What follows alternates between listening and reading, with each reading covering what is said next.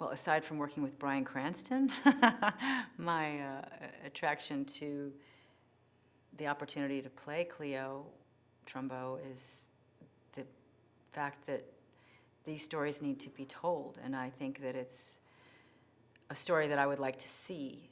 I think it's frightening how little history people are aware of in terms of, including myself. I'd heard of the Hollywood 10, but I wasn't really sure what it was referring to specifically, historically. And the human drama behind history is shocking usually because it tends to just sort of become glossed over as a cautionary tale, but the humanity behind the caution is what interests me.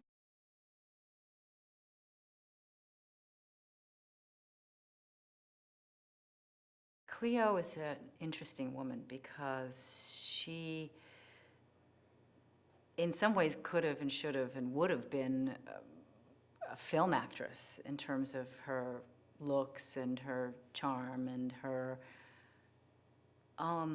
extroversion that would come out only in certain safe havens.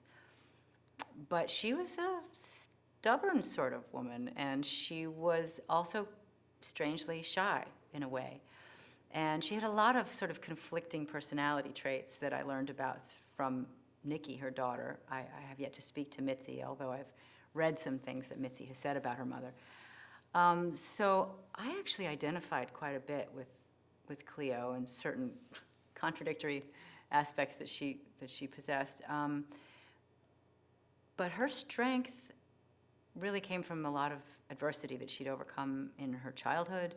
She had a challenging relationship with her mother. I guess that's the PC term for when there was some history of neglect there. And, you know, what doesn't kill us makes us stronger. So she had a very strong sense of survival in her own personal makeup that served her well.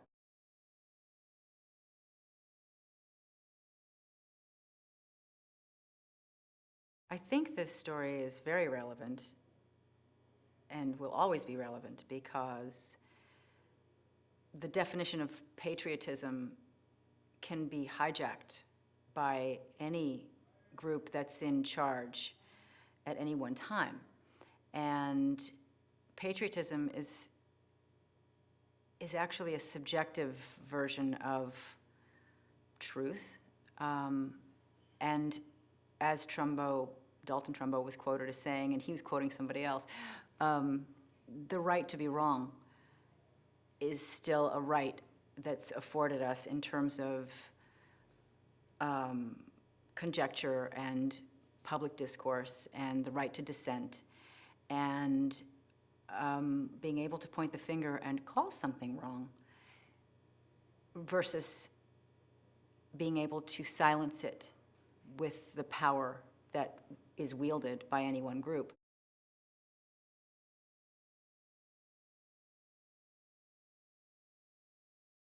Jay Roach is, to me, he's unique.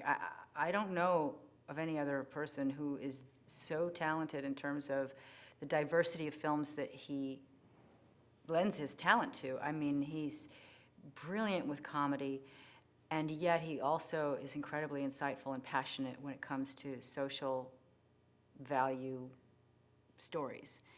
I loved Game Change. I loved Recount. I don't think there's a Jay Roach film that I have seen that I haven't loved. So I'm delighted to be working with him and for him.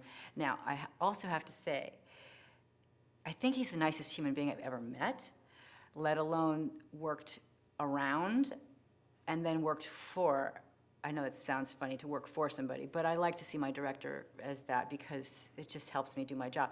So I pinch myself every day that I get to be bringing what I have to offer to somebody who makes every single person feel valued for what they bring to work. And to me, that's the definition of love.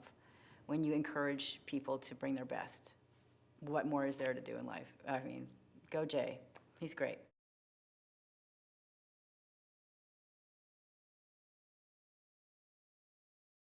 It's interesting that we're able to get as much work done as is scheduled. I've made plenty of different types of movies where the budgets are this big or that big, and usually the smaller the budget, the more panicked people are about getting the day. But the spirits are so positive on this film. Everybody's so glad to be coming to work because the story is, if I may be so bold as to give it this adjective, but I think it's a very noble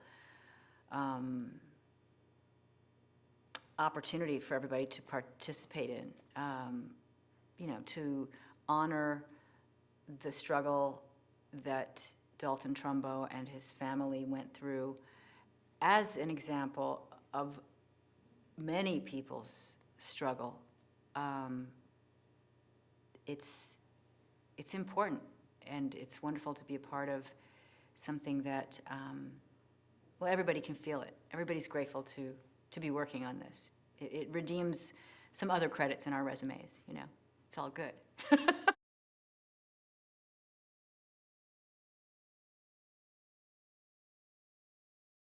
The first, I don't know, weeks, plural, many weeks, juggling is really about bending over to pick up what you've dropped, because that's how far you get. It just doesn't work out well. And so your lower back is very much a part of juggling because of that.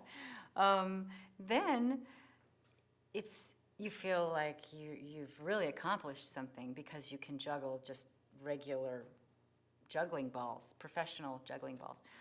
So I felt like I must be smarter, I must be a better person. I'm gonna get some kind of a degree from Mensa now because I've grown all these brain synapses. I mean, I literally saw a TED Talk about how juggling improves your brain, so I thought, that's it, I'm better.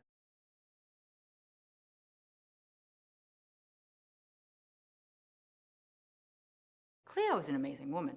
Cleo had a show business childhood background, and her mother really pushed her into it, and it was tough for her. But out of it came some skill sets that she could market, and she did. At the she worked as a waitress in one of those hamburger joints where I don't know if they had roller skates or what, but it was in that ilk where there was some performance art involved in serving the food.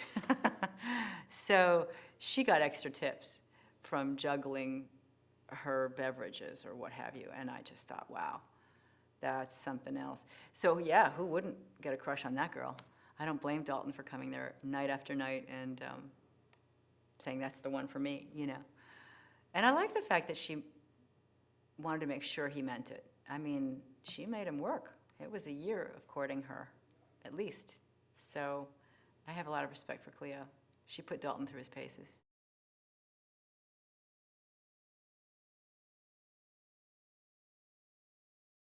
It was wonderful to work with all the young people that played the children in the film.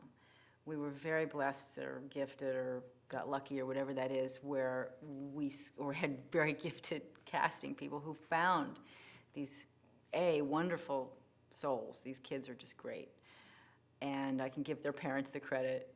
But at the same time, how much is nature, how much is nurture? I don't know. My kid's 21, and I still don't know.